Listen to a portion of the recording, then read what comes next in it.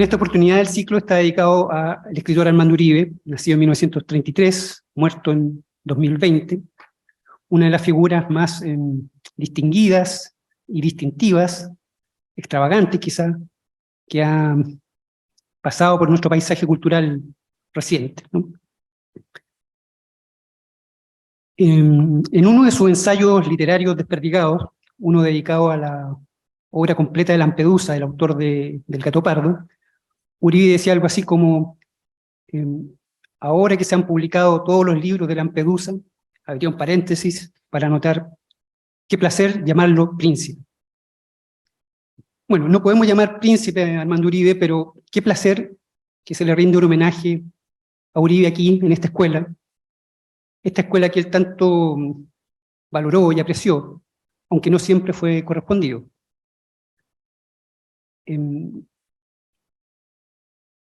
Este homenaje es una forma de devolver ese aprecio quizá a uno de los escritores más importantes de Chile y quizá de ambiente continental. Hay alguien que lo llamó el escritor más culto de Latinoamérica, ¿no?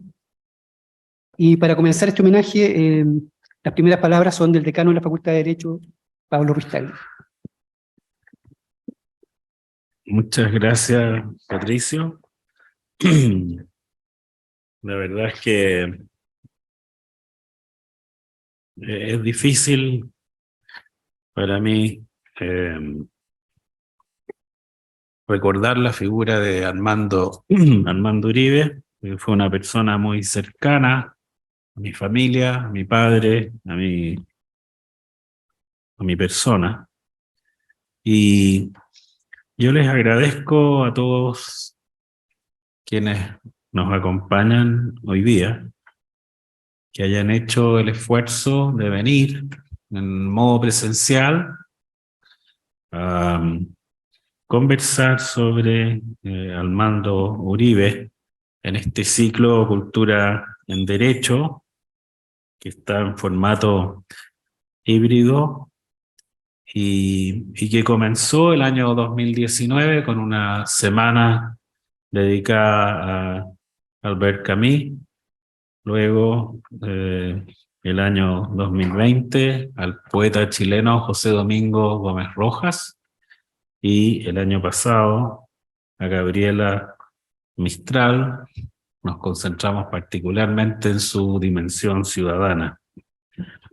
Hoy queremos dedicarla a Armando Uribe, escritor y jurista, y lo hacemos con especial cariño porque él fue egresado y profesor de nuestra casa de estudios, investigó, estudió, enseñó aquí, y también como un acto de justicia, porque la facultad, hay que decirlo, como lo ha hecho lamentablemente con muchas personas, no supo reconocer en todos sus méritos la figura del profesor Armando Uribe, que como muchos otros llegó a tener la distinción del Premio Nacional de Literatura, muchos otros egresados de nuestra facultad.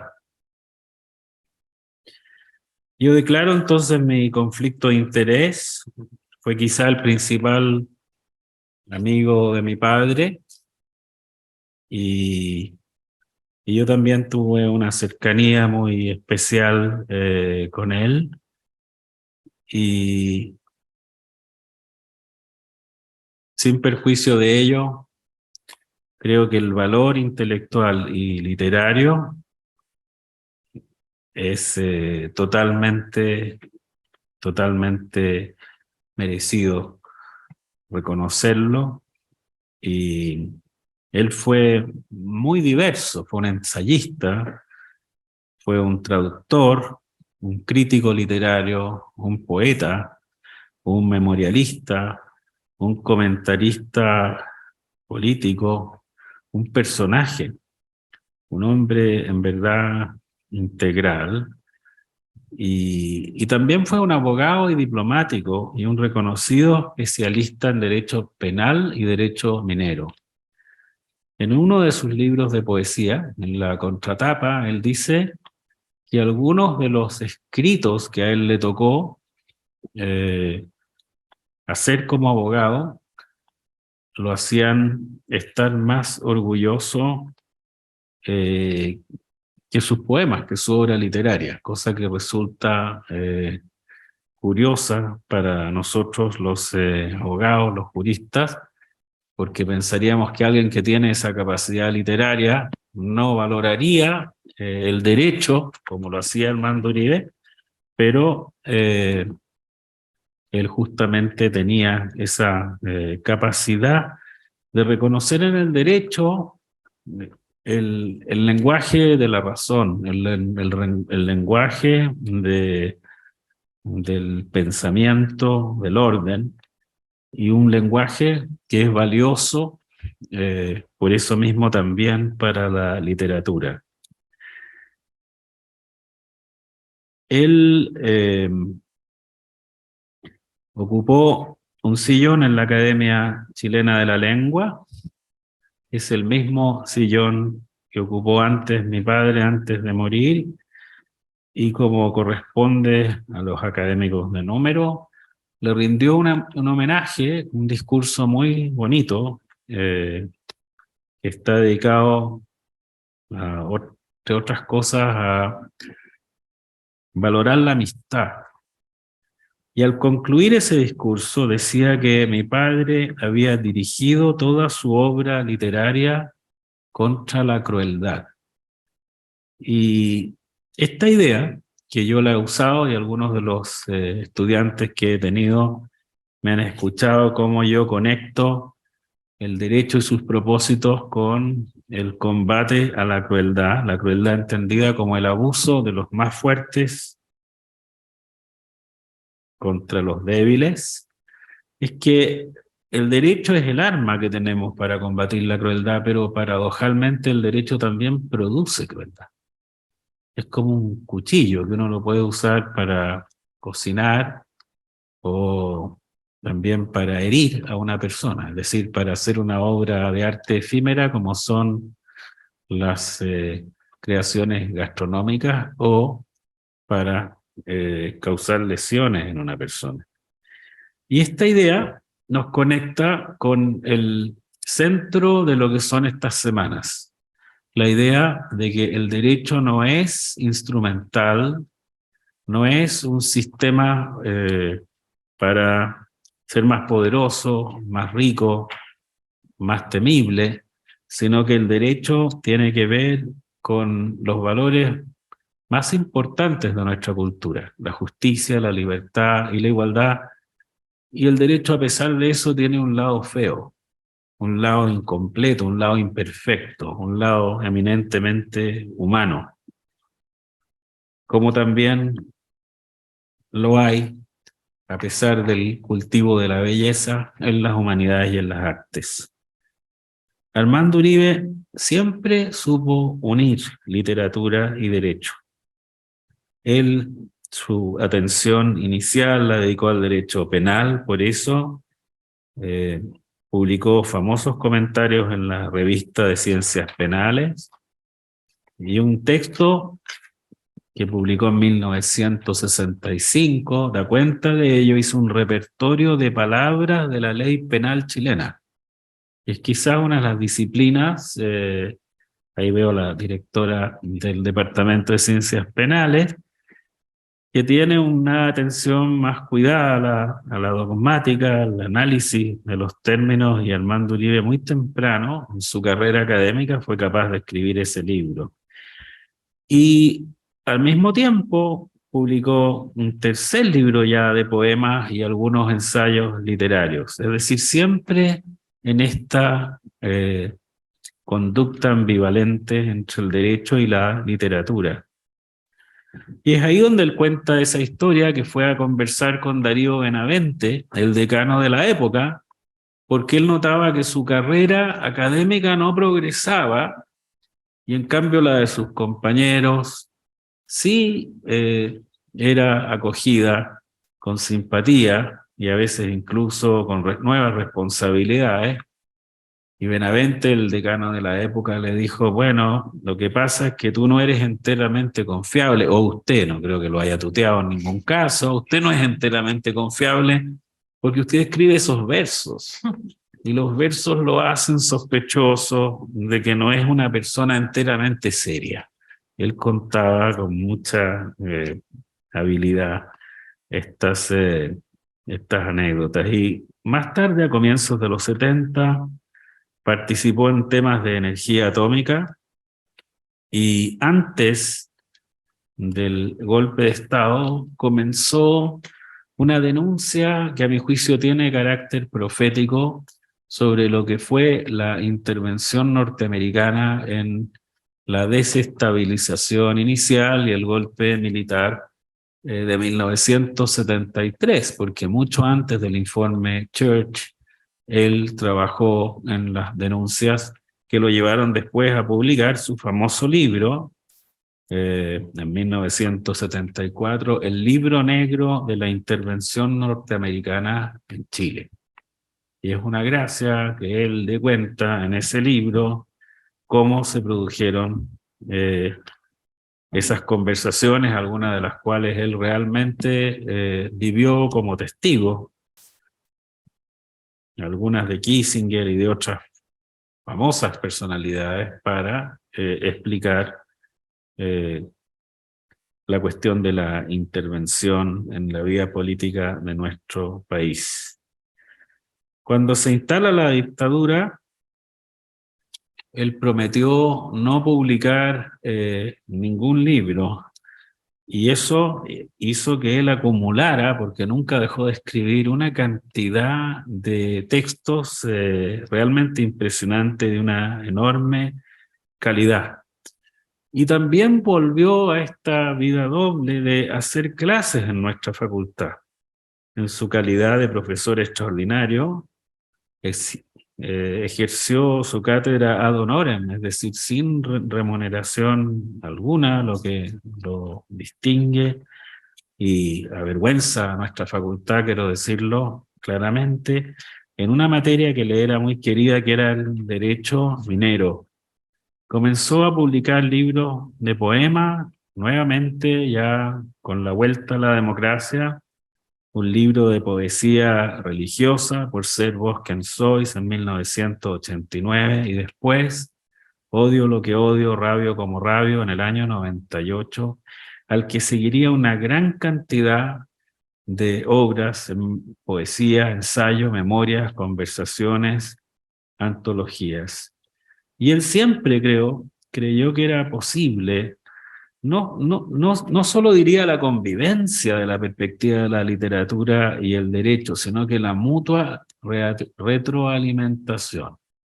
Cuestión que es dudosa porque hemos conocido tantos abogados que escriben literatura pésima, y tantos escritores que no saben nada de las leyes y se meten en mil problemas. En cambio, Armando Uribe creía y defendía de manera apasionada esta noción de que el pensamiento ordenado, racional, que da el derecho, el sistema del derecho, ayudaba a la buena literatura. Es de recordar, por ejemplo, cómo él expresa estas ideas en el año 98 en un panel en que participó con Jorge Edwards, Carlos Franz, Samuel Soto, y el que habla, que se publicó en la revista Derecho y Humanidades, un panel sobre derecho y literatura. Ahora, este momento de hoy lo hemos llamado Armando Uribe caballero, profeta y poeta de Chile.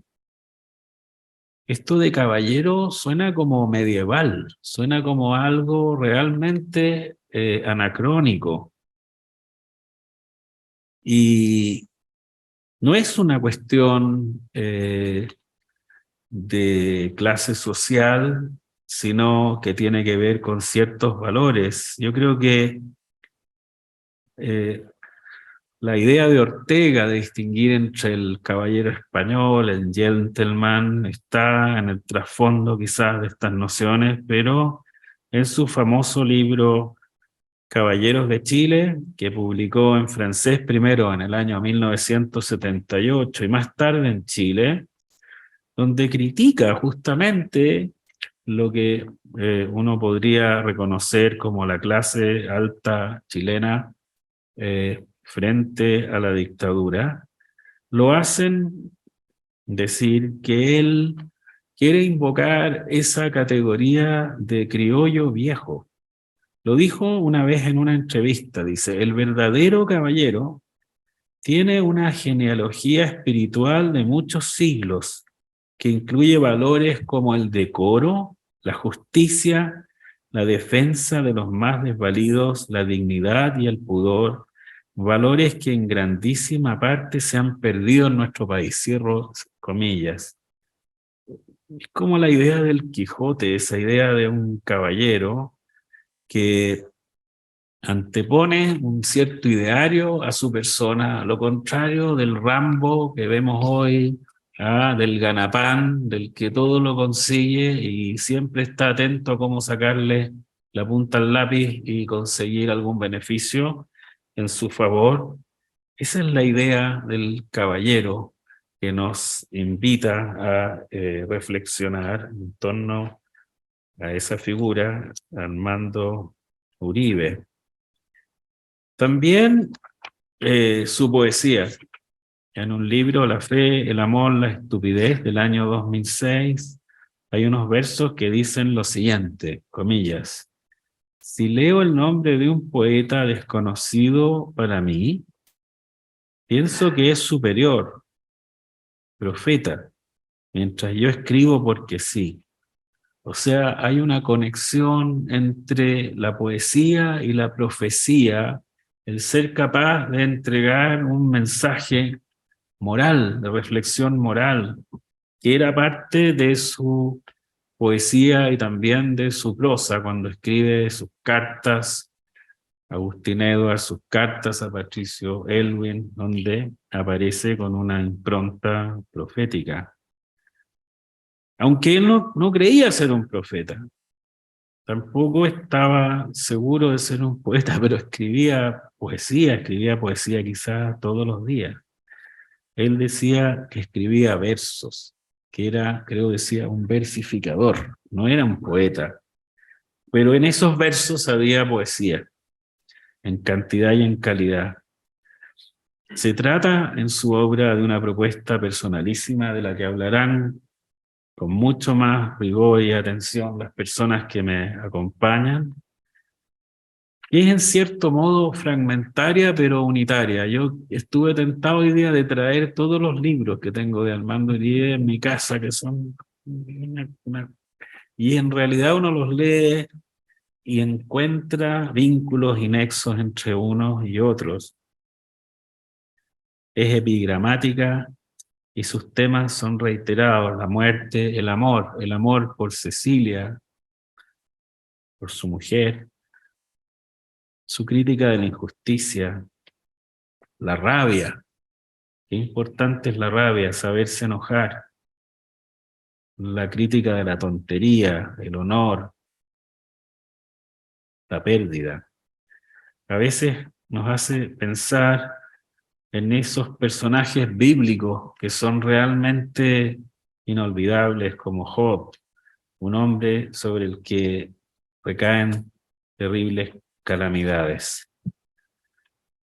Su don profético, yo tuve el privilegio, y aquí veo, creo que está Catalina ahí, ha llegado.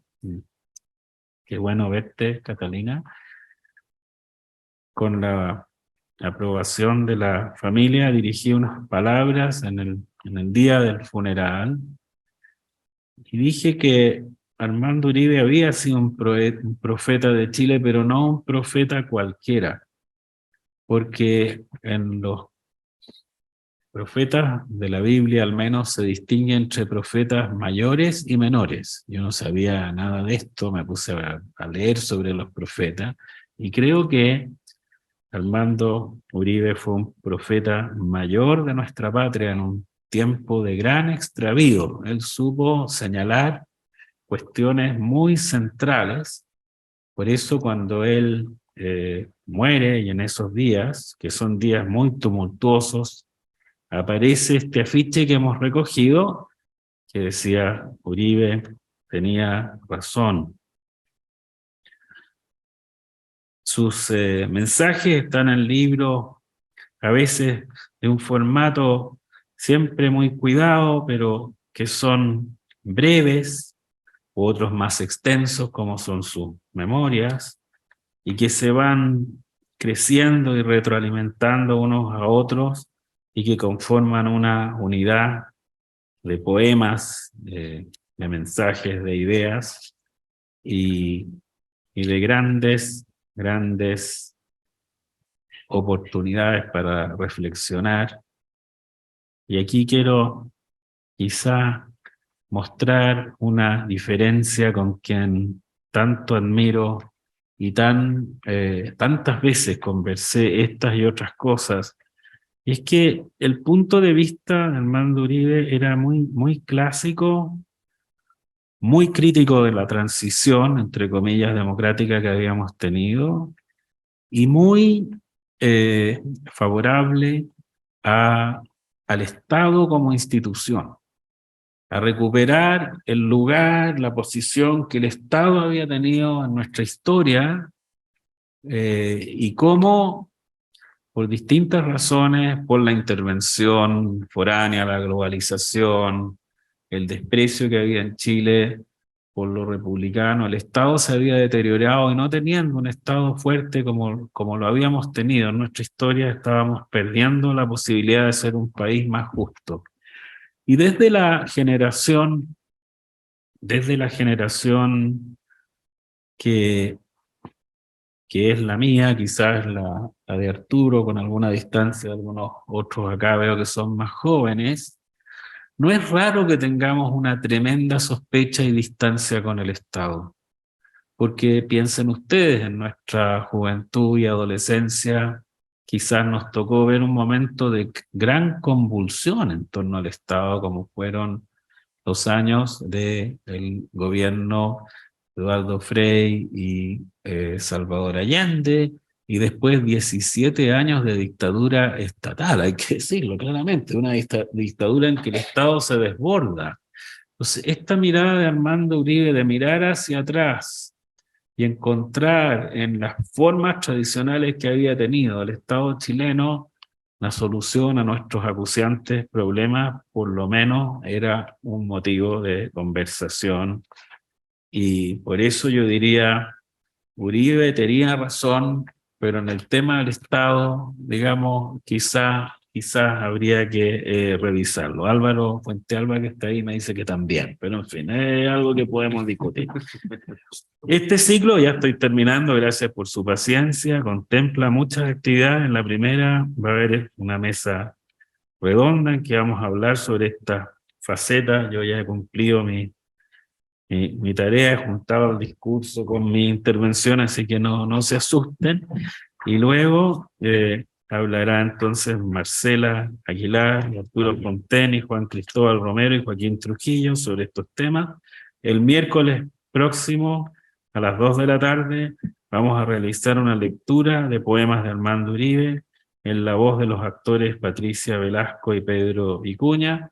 Y por último, el día jueves 10 de noviembre a las 3 vamos a tener una segunda mesa sobre Armando Uribe en su obra, en que participarán Ana María Campillo, Samuel Soto y Miguel Vicuña. De esta manera rendimos un homenaje a este gran jurista, poeta, profeta, caballero que es Armando Uribe Arce, y nos alegramos mucho de estar bien acompañados, y queremos empaparnos de las ideas de este maestro y profeta mayor, de su cultura, de su sentido de la justicia, de su cortesía, de sus hondas convicciones religiosas, su apasionamiento, que convivía al mismo tiempo con la tolerancia, porque le encantaba conversar con personas que pensaran distinto, y de mantener la amistad y valorar la amistad en toda su conmovedora poesía. Gracias entonces a todas las personas que nos acompañan y gracias por su presencia y atención.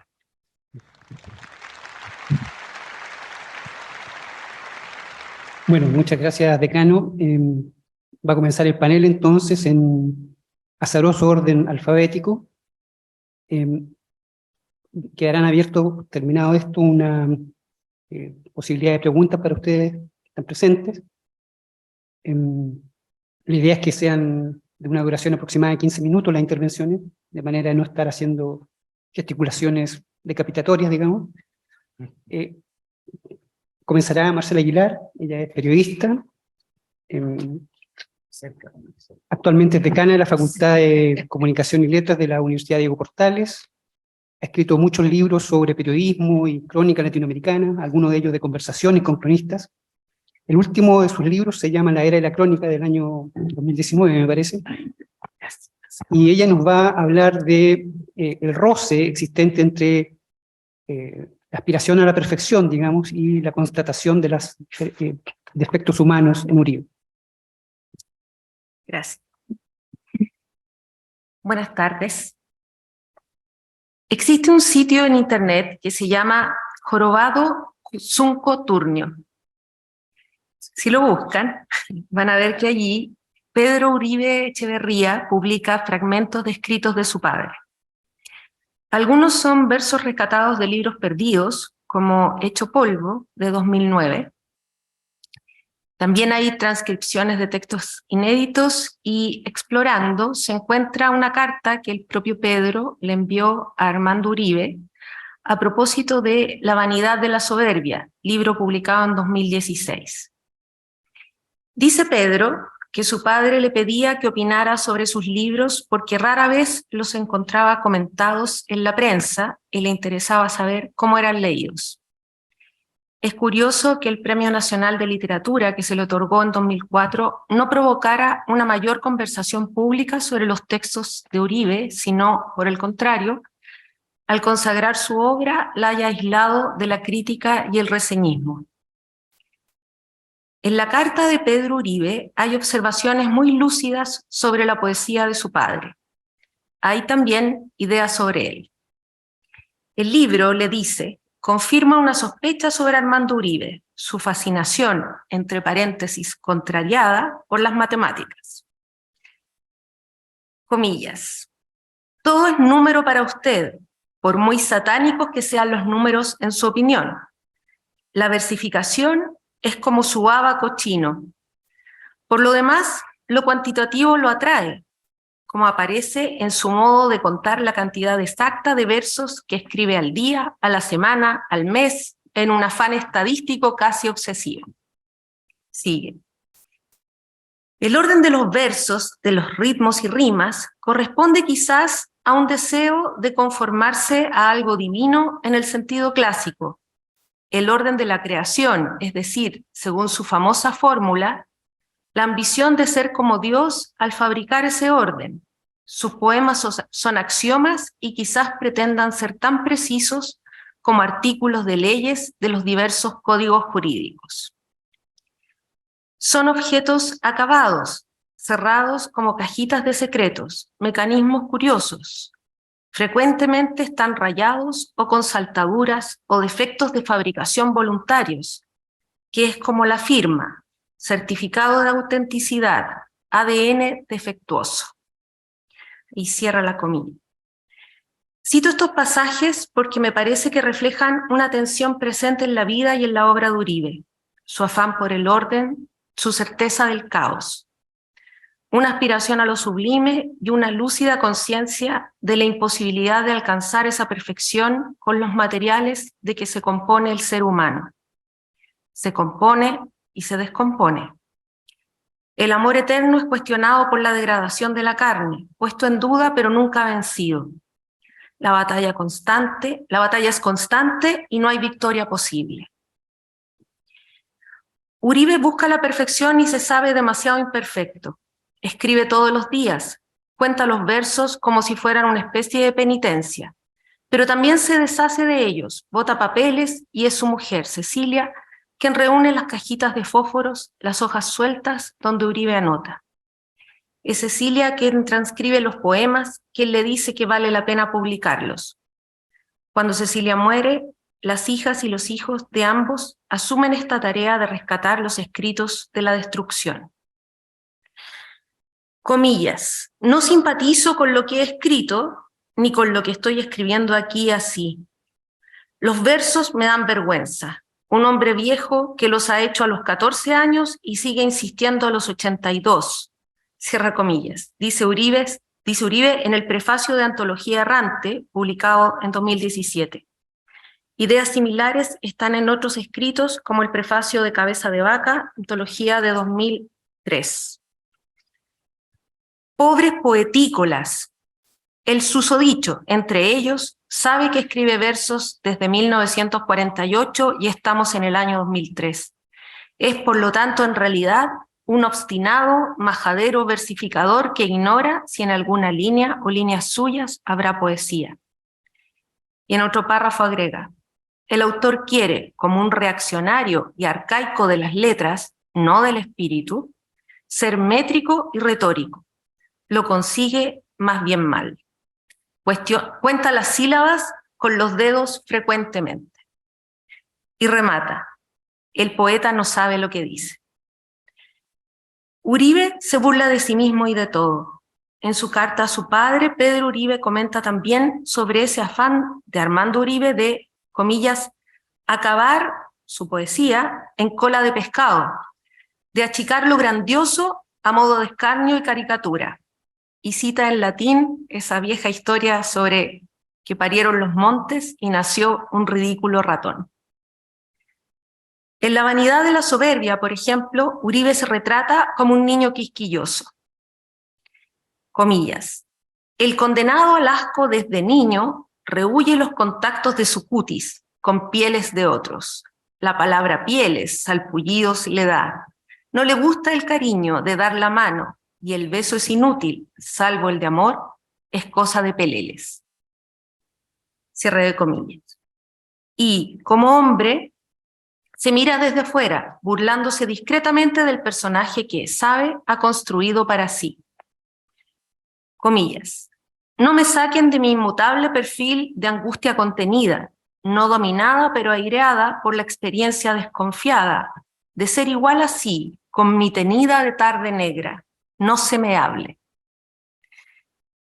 Cierre de comillas. En 2007, en el libro Dice en su corazón el insensato, reconoce, comillas, yo he sido estrafalario en mi país, utopista, quimérico e insensato. No fui así en París, disimulaba casi todo el rato. En su libro de memorias Vida Viuda de 2018, Uribe escribe, comillas, trato de vivir, lo cual es válido para todos estos años, en un mundo de cierta altura estética, incluso ética. Lleno el tiempo con lecturas de obras de distintas épocas que considero valiosas. Y más adelante, al releer estas obras de cierta trascendencia espiritual, uno comprueba que la vida real es vulgar, llena de lugares comunes y frases hechas, torpes, oscuras, sórdidas, brutas y siempre rutinarias. Ahí cierra comillas. Sin embargo, reconoce, también le gusta leer, comillas, obras mediocres o francamente malas. Mi majadería al insistir en estas lecturas debe revelar rasgos personales, íntimos, de vulgaridad y amor a la sordidez, aún al ridículo. Cierre de comillas. Entonces sí, están la duda y el ridículo, están la muerte y el osario. Pero Uribe sigue contando las sílabas porque quiere encontrar la métrica perfecta. Uribe persiste. En Hecho Polvo, su libro de 2009, el poema 131 dice: sé lo que es el honor, lo busco dentro de cada cosa de miseria, y lo hallo en la humildad, la seria, sin ser hipócrita ni brusco. Genio de la moral, conduzco mi vida por la vía brutal de la materia. Y en el poema 112 revela lo que esta tensión produce en él. Es en el filo de la medianoche que hago el examen de conciencia, echándome la culpa, en fin, de todo. La hora en un segundo llega en su carricoche, con estandarte de demencia, para las pesadillas que no hay modo, no hay modo. Adusto y poco dado a la cercanía física, Uribe vive el amor como un presagio de la pérdida. La muerte de su hijo Francisco, el más lector y el más letrado de sus hijos, el que heredó la belleza de su madre, afila aún más su poesía. La muerte de Cecilia, la mujer de cuya imagen en una fotografía se enamoró cuando era adolescente, significa para Uribe el retiro de este mundo. En vida viuda se ríe de esta decisión, citando a Pascal, quien reconocía que la mayor parte de los problemas humanos se evitaría si las personas se quedaran tranquilas en sus casas, incluso en sus piezas. Quisiera compartir con ustedes una última idea de esa carta de Pedro Uribe a su padre. Sus poemas, dice, conforman una especie de, comillas, fichero gigante que se refiere a una realidad desaparecida, es decir, que las fichas de este cárdex, en vez de dirigir al dossier o al libro de la biblioteca, no llevan a esos archivos desaparecidos, sino que son el único rastro que permanece del archivo esfumado. La carne de lo narrado se esfumó y su único rastro es su mención en el catálogo, el poema referencia. Sus libros, apunta Pedro, son esos índices hipertrofiados que dirigen a páginas desaparecidas. Me gusta esta idea porque creo que no solo define la poesía de Uribe, sino también su manera de vivir, su intento por nombrar las cosas para asirlas, para entenderlas y ordenarlas, su rabia y su hastío ante lo imperfecto y por sobre todo, su majadería de no renunciar.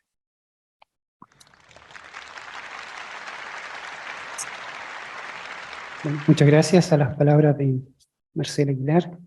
Ahora le corresponde a Arturo Fontaine. Sería muy demoroso, digamos, referir todo su currículum. Es de formación filósofo en Chile y Estados Unidos, y secretamente de formación abogado también, formación jurídica, digamos. Es escritor, autor de novelas, ensayos, cuentos y poesía. Fue durante muchos años el director del Centro de Estudios Públicos, transformándolo en un espacio de diálogo abierto. Actualmente es profesor de la Facultad de Humanidades en Filosofía en la Universidad de Chile y detenta la cátedra Edmund Burke en la Universidad Adolfo Ibáñez. Su última novela se llama La Vía Doble, del año 2010, y su último libro, un ensayo político, digamos, es La Pregunta por el Régimen Político, del año 2021. Muchas gracias, Pato. Un gusto y un honor estar aquí en esta mesa con personas que valoro muchísimo. Hemos oído ya dos presentaciones magníficas. Además aquí Catalina. Así que me siento muy contento de estar aquí. Como ya se ha dicho, Uribe tenía una personalidad de intereses y una personalidad múltiple con talentos y características que lo hacían muy particular. Él mismo dejó constancia en su gran prosa, porque no solo era un gran versificador y a la vez un gran poeta, sino que además un gran prosista, de estas cosas multifacéticas. Algo ya citó Pablo, ¿no? Pero por ejemplo, el año 70 dice: soy católico romano y me llevo definiéndome en silencio todo el día y parte de la noche. Y algo parecido va a decir más tarde, el año 2004, ¿no? Va a decir que nació hace más años de lo necesario, después fue abogado, después diplomático en Washington y en China, luego desterrado. Así pasaron 15 años, hizo clases en la antigua Sorbona de París, ahora de vuelta en Santiago, profesó leyes en la Universidad de Chile, ha escrito una serie de libros, pone también su nombre como Armando Uribe Arce, etc. Desde 1998 se enclaustró en su casa para bien o mal morir, digamos. Bueno, este intento de definición de sí mismo fue una cosa que lo caracterizó. Ahora, Uribe escribía, y me quiero concentrar más bien en la poesía. Le decía a Pato que yo conocí a Armando con Cecilia cuando yo tenía 17 años. Cecilia tenía una maravillosa, era una mujer muy bonita, tenía una trenza maravillosa. Fue una artista plástica reconocida y le debo muchísimo a Armando, en la verdad a ambos en cierta manera. Y echo muchísimo menos su conversación, su amistad, y muchas veces me sorprendo preguntándome de repente en un taxi o en el metro, qué sé yo, ¿qué diría Uribe de este poema o de esta novela que estoy leyendo? Qué ganas de llamarlo por teléfono.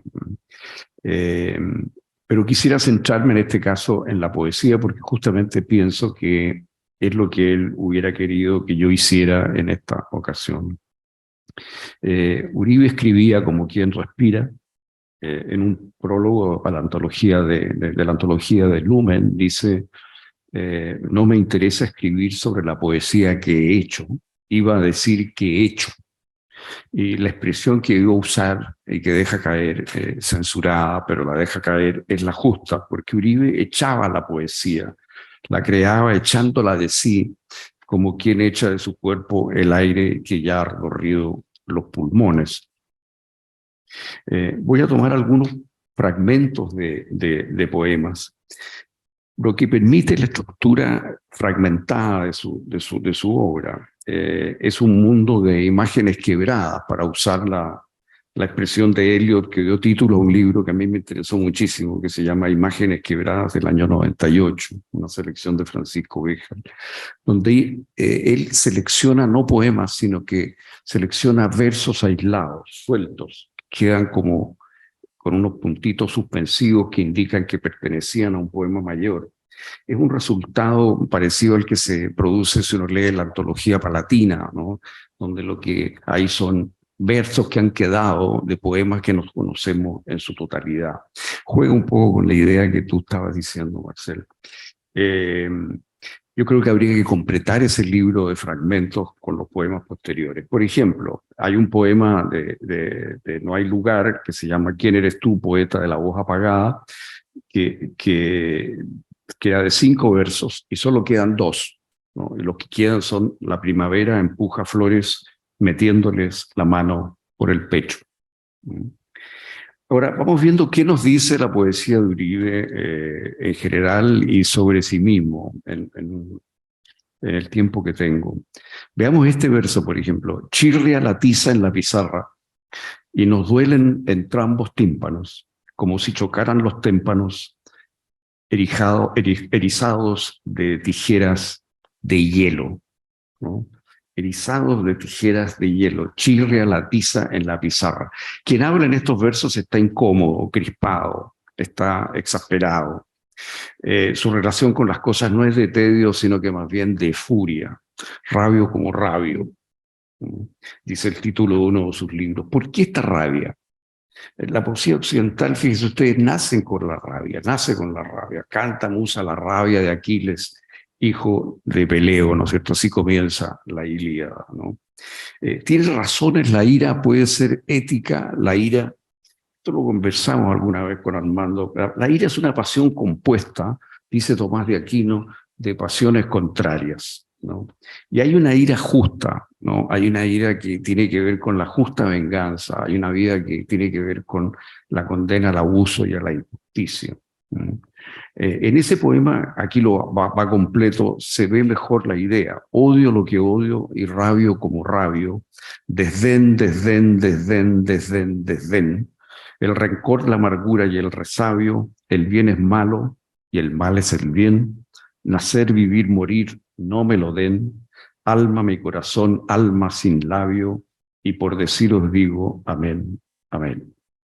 Bueno, aquí la rabia ustedes va unida al odio y al desdén, palabra que repite 5 veces. El poeta, digamos, viejo motivo de la poesía española del siglo de oro, ¿no es cierto? Rabia por haber nacido, por vivir y tener luego que morir. Nacer, vivir, morir, no me lo den. Luego esa imagen acojonante, alma, mi corazón, alma sin labio. Esa alma sin labio, esa alma que no habla, esa alma muda, me impresiona mucho. En un poema tardío del año 2016 ya va a decir: quien reina en mí no me ama, quien reina en mí no me ama. Y eso tiene algo que ver con esta rabia y algo que ver con esta burla a la que tú aludías, que es muy real, esta burla de sí mismo, ¿no? Hay un descontento consigo mismo, hay un yo movedizo, inquieto, insatisfecho que aparece por todos lados, pero que aparece siempre teñido de humor, ¿no? Un humor que de alguna manera es un humor redentor, es un humor respecto de sí mismo. Uribe está constantemente riéndose de ese yo que él mismo va construyendo. La rabia también aparece en conexión con los celos. Por supuesto, los celos tienen que ver con el amor, ¿no es cierto?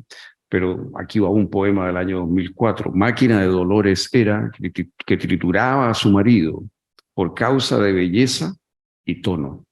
Su marido, un hombre monótono, mordía tuercas y era herido por celos de aspas y tijera, ¿no?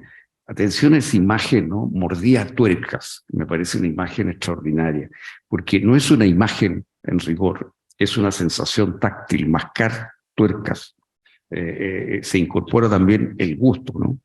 La sensación es definida y exacta, ¿no? Y luego esos celos de aspas y tijeras, ¿no? que son filudos, que tajean, que rebanan, ¿no es cierto?, una y otra vez, como lo harían las aspas y las tijeras, ¿no es cierto? Son imágenes que remecen, ¿no? Veamos otro poema de los celos, un poema muy famoso, que a la vez es un gran poema de amor, ¿no es cierto? No te amo, amo los celos que te tengo, son lo único tuyo que me queda, los celos y la rabia que te tengo. Hidrófobo de ti, me ahogo en vino, no te amo, amo mis celos, esos celos son lo único que me queda. Cuando desaparezcan esos cielos de odio, te ladraré porque no vienes. Aquí aparece esa transmutación que él de repente hace, ¿no es cierto? Lo que parece comenzar como rabia y celo se va transformando en un poema de amor. Los poemas políticos están también llenos de esa ira vindicativa, ¿no? Ahora, Uribe era una persona que no creía que el autor tuviera un derecho particular a interpretar lo que había escrito. Una vez escrito, publicado el poema, era del lector. Yo no creo que nunca haya conversado con los escritores que comentó, por ejemplo, respecto de cuáles eran sus intenciones o qué habían querido decir. Él leía y él proponía la interpretación que a él le sugería, ¿no?, el poema. Y ese es parte de los problemas que tiene la poesía política, que los que están mirando la poesía política desde un determinado ángulo político se encuentran con que el poema, si es bueno, siempre va a tener múltiples interpretaciones.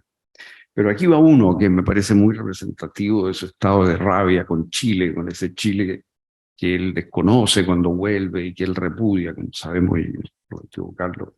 Henos aquí en la ratonera del país que es un gato arestiniento, a la espera de vernos, acercarnos al queso y roerle la cáscara, para el zarpazo darnos en el cuello y enseguida comernos y al osario, ¿no? Yo me pregunto qué estaría diciendo hoy este poema, ¿no? Este país como gato enfermo con arestín, ¿no? Y nosotros somos los ratones que apenas nos acercamos al queso y empezamos a roerlo, el gato nos devora, ¿no?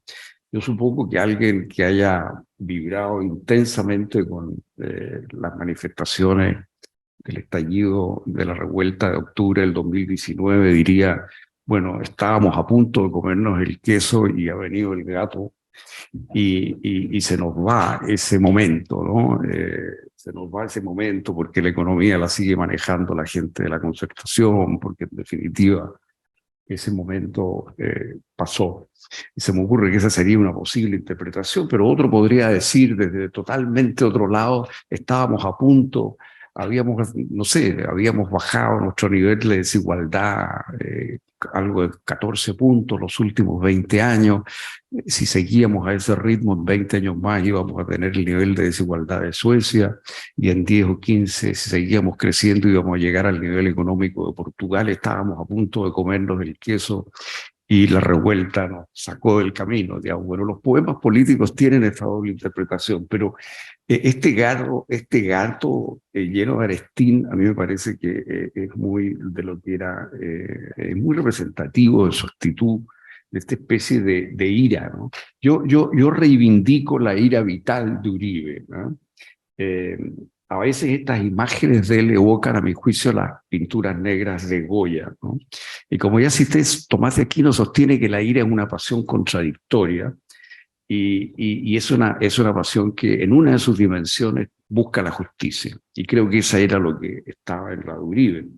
Pero además yo diría que la ira de él era una ira entrañable, era una ira de alguna manera tierna, ¿no? Que de alguna manera mostraba una cierta vulnerabilidad que lo hacía muy querible.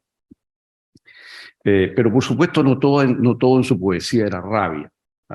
Fue un gran poeta religioso. Era un cristiano viejo, ¿no? No sé bien qué quiere decir eso, pero quiero decirlo. En sus poemas religiosos predomina siempre la duda. Siempre me llamó la atención que en su actitud personal él podía ser muy nihilista casi, muy destructivo incluso, como de no dejar nada en pie. Pero ese nihilismo, en última instancia, tenía él una defensa, se detenía, porque él era un católico de convicciones muy arraigadas. Sin embargo, en su poesía aparece una actitud de duda, no la del agnóstico, sino la duda del creyente. Se afirma a menudo que el creyente no tiene dudas. Yo creo que eso es falso. Yo creo que la vida del creyente sincero está plagada de dudas apremiantes. Tú me conoces, dice en uno de los versos que está dirigido a Dios, es un rezo de algún modo. Tú me conoces, yo no me conozco. Tú me dirás quién soy cuando haya muerto. Ten piedad, no me juzgues. Guardo un cierto pequeño amor por ti. No seas hosco. Mejor dime quién soy antes que muera. El poeta reza para saber quién es, ¿no? Y hay ternura en ese rezo. Otro poema religioso también desde la duda, ¿no? El Dios con que hablo se hace el que no me oye. ¿No? Esto también tiene humor, ¿no? Es como si me hablara yo a mí mismo. Yo le hablo del fondo del abismo, sigue el poema, ¿no? Es una cosa fantástica. El humor de él era una cosa maravillosa, ¿no? Entonces, la fe del creyente poeta, digamos, es un montón de dudas. La fe quizá que emerge de su poesía quizá esté más cerca de la esperanza que de la certidumbre, ¿no? Y hay una cierta rebeldía en la fe del creyente, ¿no? Vean otro poema que tiene que ver con el tema del alma y el cuerpo, otro tema que está muy presente en su poesía. Carne la psique, el cuerpo carne, el alma sola no es de carne. ¿Cómo pensarla separada de la membrana psicológica? Su existencia desafía la lógica. Sería la carnada. Oye, sería la carnada, el alma sería la carnada. Es una salida sorprendente, ¿no? Es decir, lo que hace que el pez muerda, ¿no? Pero ¿qué pez? La carne movida, animada o vivificada por el alma, no sé si entendían la psique de los griegos, ¿no?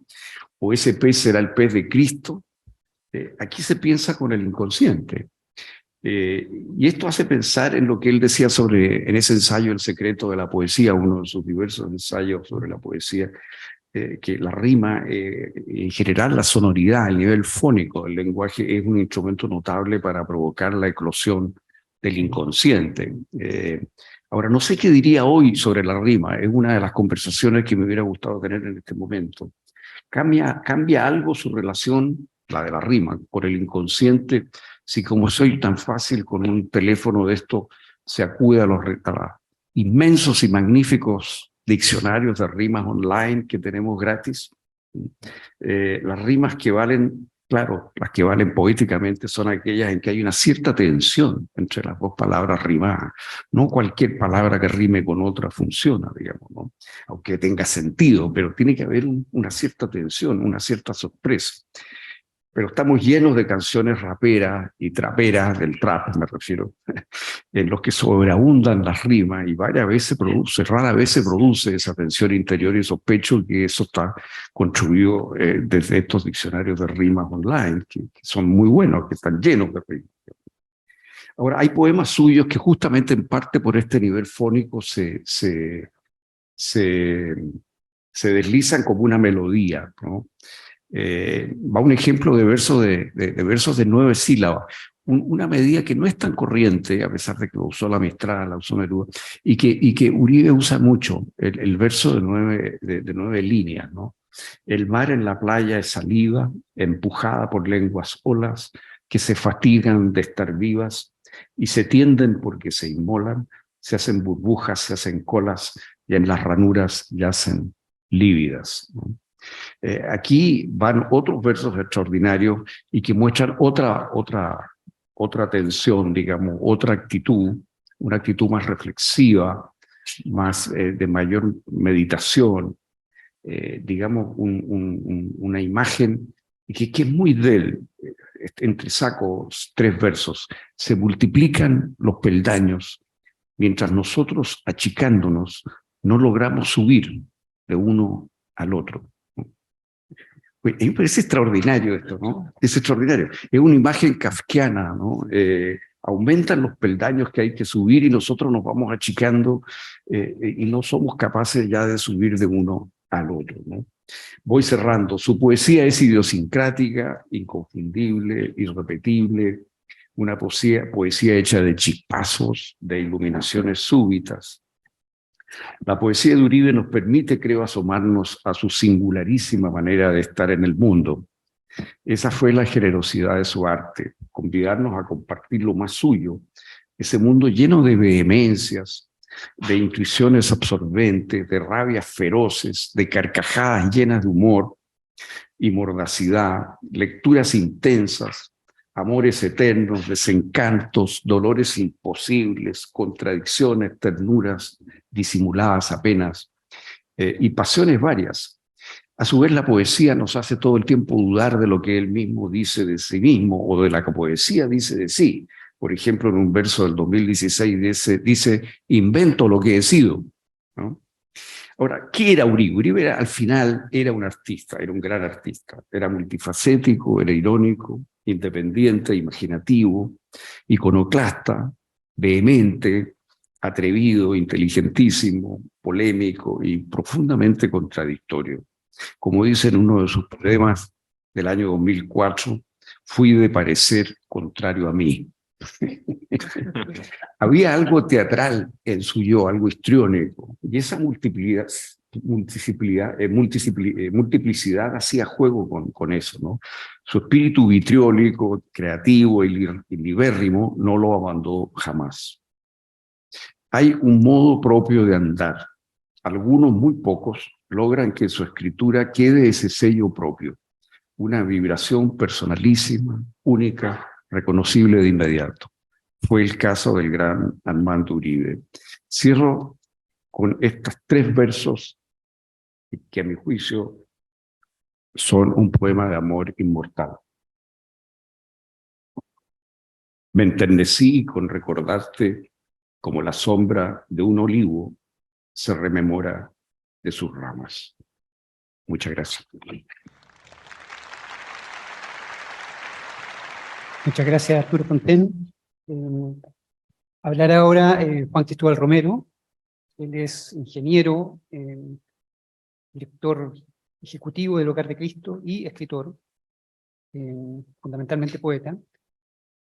Él hizo una antología de la obra de Uribe, jugando un poco con la antología inicial que se llamaba El Joven Laurel, esta se llamaba El Viejo Laurel en el año 2004. Acaba de publicar su poesía reunida, bajo el título Índice, hace unas semanas, y la reunión de sus traducciones de las epístolas de Horacio. Él nos va a hablar de Armando Uribe como personalidad poética, unida a su estilo, y cómo se vinculan un poco la persona y la obra. Muchas gracias, Patricio. Decano.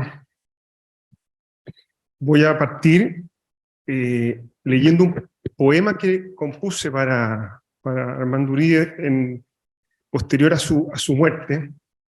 Es una cueca. Viejo Laurel, lo titulé. Las rimas de un hombre viejo son tristes muy a menudo pero más tristes resultan cuando son de un hombre viudo. Recostado con terno de punta en luto, gesticulaba versos anacolutos. Anacolutos sí, lengua de señas, ser viejo es un idioma que nadie enseña. Solo el silencio escribe mejor que Uribe. El ensayo cuyo epígrafe fue ese poema, lo titulo Armando Uribe, la persona y el estilo. Armando Uribe nació el 28 de octubre de 1933, comillas, en la mañana justo al salir el sol, cierre comillas. En 1953, la Academia Literaria del Colegio San George, dirigida por Roque Esteban Escarpa, publica la antología El joven Laurel, en la que Armando Uribe se acompaña de otros jóvenes poetas, tales como Hernán Montalegre y José Miguel Ibáñez Langlois. Bajo el sello de Ediciones Joven Laurel, al año siguiente se publica Transeúnte Pálido, una cuidada edición a cargo de Mauricio Amster. Ya en este libro se reconoce el estilo epigramático que más tarde lo caracterizará, aunque el verso tiene una apariencia más libre y menos tortuosa. En 1956, siendo ya estudiante de leyes en la Universidad de Chile, publica bajo el mismo sello El engañoso laúd, texto un poco más arriesgado que sus precedentes en cuanto a poética y técnica. En él se combina el uso decidido de la medida y la rima, la incorporación consciente de giros coloquiales, con momentos líricos muy del tono de Transeúnte Pálido. Por esos días, junto a Jorge Letelier, Alberto Rubio o el venezolano Guillermo Sucre, y otros jóvenes estudiantes que no espigaban los 25, es incluido en la antología de poetas universitarios, editada por el Instituto Pedagógico. Egresa de Leyes, piensa estudiar economía, pero desiste. Se casa con Cecilia Echeverría y prosigue con sus estudios, viaja a Roma por un año, lee a Ezra Pound, a Eugenio Montale y a los poetas latinos. De tales experiencias nacerá Los Obstáculos, bajo la dirección Colección Adonais de Ediciones Rialp, donde su amigo José Miguel Ibáñez acababa de publicar un par de libros de poesía. La circulación nacional de Los Obstáculos fue, por no decir menos, escasa. Este libro maduro, definitivamente epigramático, transparenta sus lecturas latinas. Hay un empleo más atrevido del lenguaje, reconociéndose sus primeras aliteraciones, virtuosos encabalgamientos y cierto uso que más tarde le será característico de las esdrújulas. Voy a leer uno de estos poemas. Pieza y departamento, espacio nuevo en medio del espacio antiguo. Sin molduras, el cubo el aire llena de su existencia propia que me admite. Deposito mis cosas con su reino, dispongo almohadas en la cama, miro por la ventana afuera, el aire adopta formas novísimas, veloces, únicas, mientras la luz adentro mata antílopes. En otros momentos pareciera entonar la flauta del fauno de Rosemantaub, también por entonces amigo de Uribe. Vuelvo a leer algo de Los Obstáculos. La cornamusa y el coruscante vestido de pastor, pastor vestido de piel seca de cabra, seca y ocre, la música del pastor y su cornamusa. Ya de regreso a Chile con suficiente material acumulado de su estada en Roma, prepara la saga de ensayos en que demuestra su sofisticado gusto poético y una prosa didáctica, suelta y coloquial. Aparecen seguidamente Una experiencia de la poesía, de Eugenio Montale, Pound, Leto y el otro. En los otros dos homenajes, en los dos primeros, el ensayo se acompaña de traducciones, entre las que figura el celebrado homenaje a Sextus Popercio, traducción de la paráfrasis que hiciera Pound del poema latino, del poeta latino. En 1971 aparece su último libro antes de asumir como embajador en China, No hay lugar, referencia a aquella copla donde Jorge Manrique reflexiona sobre el riesgo de correr la vida a rienda suelta y sin freno. Este libro está cargado de la chispa latina de Catulo, que no es la del agudo del curso, que alardea en público de su ingenio, sino más bien la astucia privada y sutil del amante. En la contraportada del libro, Uribe da cuenta de su, llamémoslo así, arte poética y se perfila. Comillas, mi concepto de la poesía es: el arte es naif, así en francés. Mis poesías no me pertenecen mucho, a veces se parecen a las de uno, a veces a las de otro. Como poeta me repugno bastante. Mis poesías me aburren. En cambio prefiero mis informes de abogado. Dejo constancia que soy autor de un diccionario de leyes penales, varios estudios de derecho minero y que tengo ambiciones políticas ocultas. Soy católico romano y me llevo definiéndome en silencio todo el día y parte de la noche. Empiezo a los 35 a tener insomnio. Nací en Santiago. Cierre comillas. 5 años después de haber escrito esto, el golpe de Estado lo sorprende en misión diplomática en China. No volverá a Chile ni publicará poesía hasta 1989, haciendo coincidir ese silencio en un gesto de protesta con el periodo de la dictadura. Ya de regreso, publica Por ser vos quien sois, libro de verso medido y rimado, como usará desde entonces, compuesto por breves parlamentos líricos rozando lo dramático. Pasarán otros 10 años antes de la publicación de Odio, lo que odio, rabio como rabio, en 1998, lo que vendrá a ser el inicio de una arremetida editorial al alero de BV Drais Editores, Universitaria y LOM, con una tasa de 4 publicaciones anuales entre ensayos, memorias y libros de verso. El resto es historia cercana y sabida. Cuando en 2004 completé la selección de los poemas de Armando Uribe que conformaron la primera edición de la antología El Viejo Laurel, jamás imaginé que a sus 71 años, tras consagrar su carrera con el Premio Nacional de Literatura, aún le quedaba por escribir la mitad de su obra.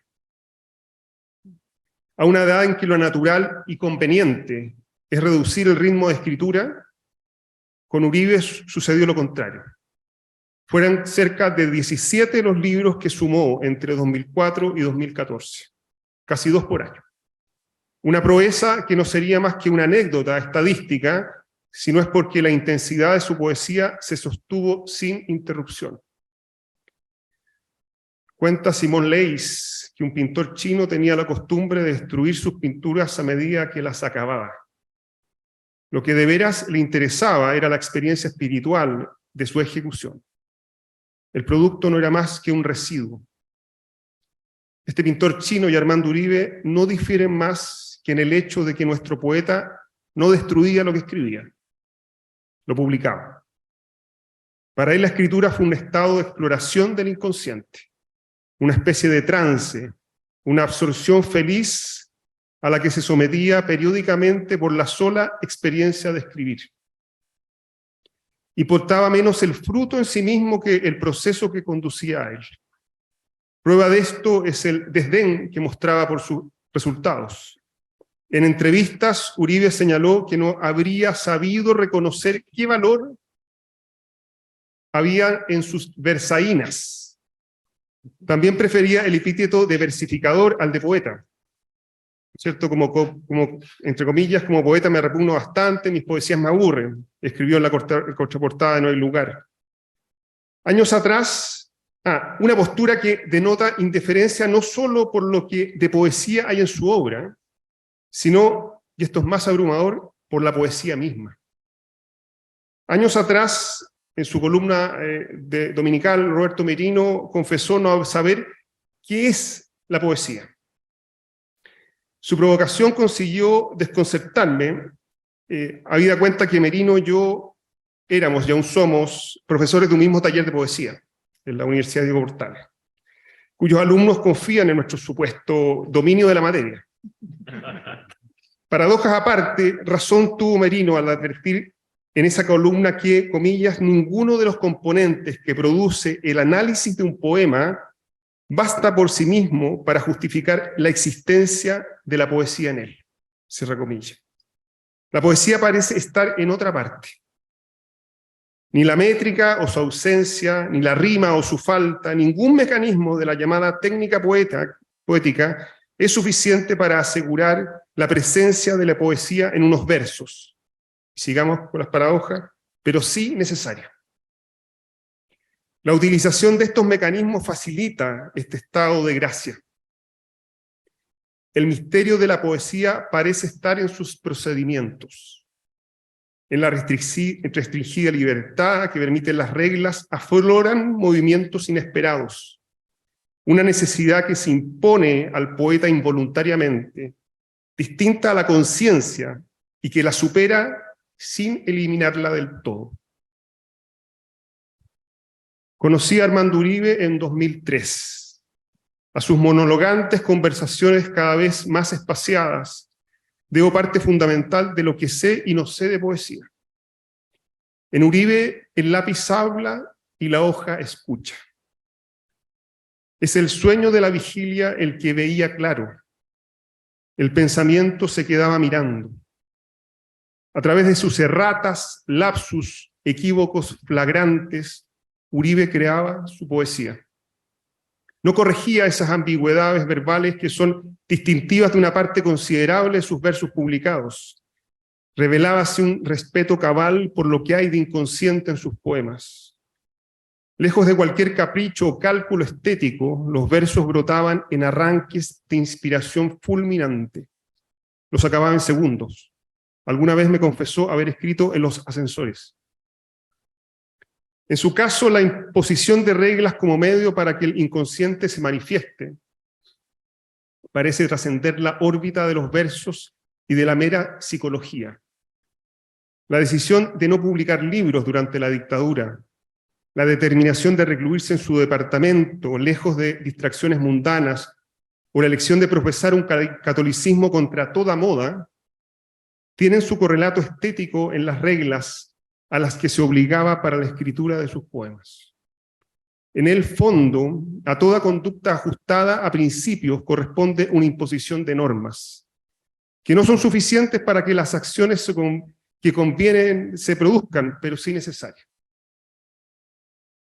Así como para la existencia de la poesía se precisan límites, sin el cumplimiento de ciertas reglas se hace difícil ejercer una ética. El régimen del sentido en cualquier ámbito, sea estético, ético o incluso existencial, precisa de límites. Mejor lo dijo Bartés, comillas, cuando la libertad es total, el sentido no existe, cierra comillas. El lector de poesía suele encandilarse con los fulgores de la técnica de Uribe. Al menos sucede con mi cercano círculo de sus devotos, 2 o 3 conocidos. Para muchos de esos pocos, Uribe fue maestro del oficio de la versificación, en especial en lo que viene siendo su etapa postrera, de 1998 a la fecha, en que dio muestra de un virtuosismo que supo ser sobrio y a ratos extravagante. A mayor abundamiento, recorreremos rápidamente algunos sitios de interés. En él, al igual que en Eliot, no existe el verso libre. Todo verso debe ser contado. Utilizaba de preferencia, en el caso de los poemas con versos impares, los de 7, 9 y 11 sílabas. En el caso de los pares, los menos, de 8 y 12. Nunca los de 10, menos los de 13. Era supersticioso. Las excepciones existían, pero solo cuando la intensidad de la expresión obligaba. También frecuentaba los versos largos, compuestos por combinaciones métricas, los alejandrinos, los 7 y 9, 9 y 11, 9 y 9, etc. De la acentuación interna no siempre era clásica. Comillas, el jambo machaca, me confesó. En cuanto a las rimas, se las podrá encontrar consonantes, asonantes y también una tercera clase, poco conocidas en la tradición castellana, como lo sean las coplas del judío de Carrión, Centop, ¿no es cierto?, que Uribe llamaba falsas rimas, y yo prefiero llamar sordas, pues más que al oído riman a la vista. Luenga con lengua, cutis con inútiles. Demócrito con quieto. Párate con disparate. En rigor no riman. También hay casos en que la rima está demasiado distante, o a veces abrochando el primero con el último verso, con lo que la expectativa rítmica viene a ser satisfecha tarde, cuando ya no se la esperaba, diluyendo su efecto. En tal caso cabría llamarlas rimas mudas. La aliteración y la rima interna, de preferencia asonante, las combinaba con frecuencia. Para muestra un botón. donde sin existir rima interna, la interna produce un efecto similar al conjunto. Las almas de los viejos en sus cuerpos desgastados, gastadas, se acomodan. Las pobres cosas infelices, cuánto sus patéticas vidas las aburren. Qué miedo tienen de perderlas como las almas, con sus almas tan confusas, sentados tragicómicos en frágiles sillones hechos con su viejo cutis. Uribe gustaba de presentar la vida sin pudores, con esa lascivia verborum veritas de Marcial, por cierto obscena. Para ello muchas veces reforzaba la intensidad de la expresión valiéndose de la combinación de cacofonías, onomatopeyas, rimas, quiebres en la puntuación. Un ejemplo. Mundo de las mujeres ricas, hartas de su dinero, mundanas, diestras para, altas en sus rodillas y en los codos, hacer lo que se le haga brutalmente el amor, no se les paga. Ellas pagan el gusto a desnudarse con sus sartas de perlas en el cuello, y los caballeros de peluca sueltos las estrangulan de la nuca a la manzana de Lilith, su clítoris separa.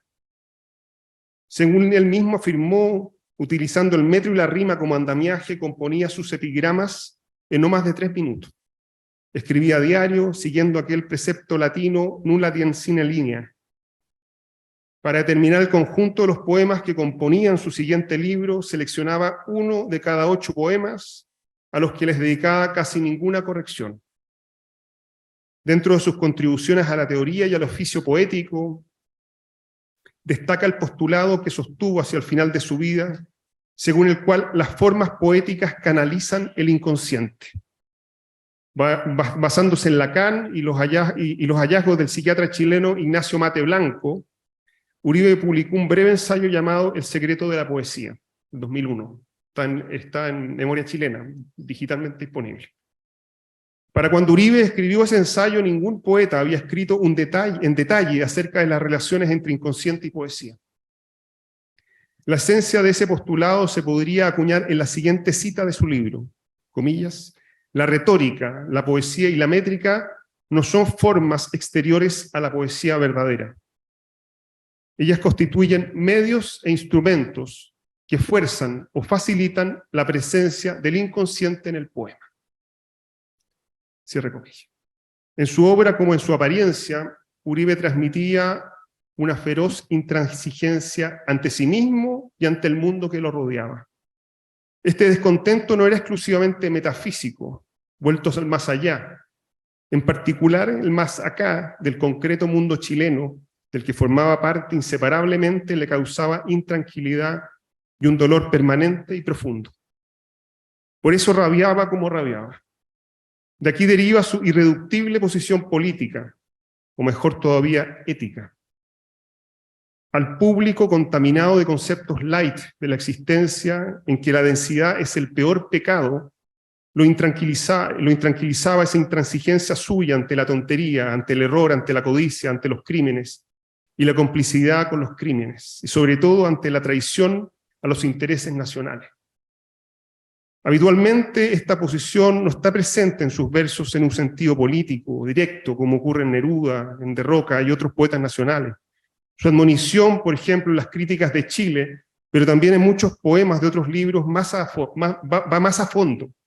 Es crítica de las costumbres. Más aún, es crítica del alma nacional, al menos de buena parte de ella, de los caballeros de Chile, también de las señoras. El Premio Nacional de Poesía entregado a Armando Uribe en 2004 constituye un acuerdo sorprendente de distintos sectores del quehacer literario, al menos en comparación con los forcejeos característicos de otras entregas. Un reconocimiento tardío que lo ratificó con letras moldeadas en piedra, a la manera de los antiguos epigramas en la tradición poética chilena. Y no es para menos cuando, como pocos, hizo de la literatura una vida, un amor y una muerte. Y voy a terminar con un pequeño poema de él. El libro es mi tarjeta de visita, lo que dice palabra por palabra dice mi nombre. Basta que alguien lo abra, todos sabrán porque todo me cita.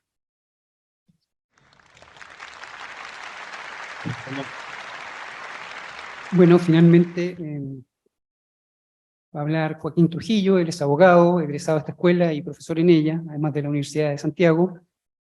Ha escrito poesía, ensayo, novela, teatro. Es investigador del Centro de Estudios Públicos y columnista en varios medios.